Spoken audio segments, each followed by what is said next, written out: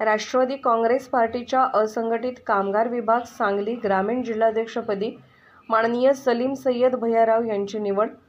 निवडीचे पत्र राष्ट्रवादी काँग्रेस पार्टी राष्ट्रीय अध्यक्ष सन्माननीय महाराष्ट्र उपमुख्यमंत्री अजितदादा पवार, प्रदेशाध्यक्ष माननीय सुनीलजी तटकरे साहेब, असंघटित कामगार विभाग प्रदेशाध्यक्ष माननीय मनोज व्यवहारे साहेब तसेच राष्ट्रवादी काँग्रेस पार्टीचे प्रमुख नेते मंडळींच्या उपस्थितीत मुंबई मंत्रालयासमोर महाराष्ट्र राज्य राष्ट्रवादी कार्यालय या ठिकाणी त्यांना निवडीचे पत्र देण्यात आले.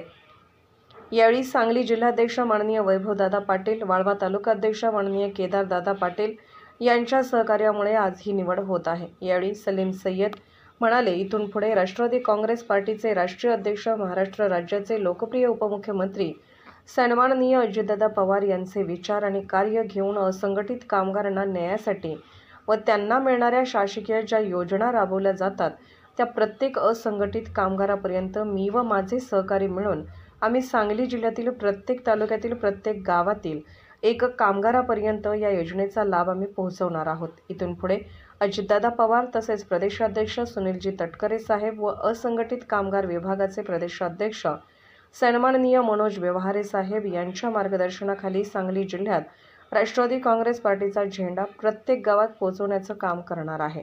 जय राष्ट्रवादी.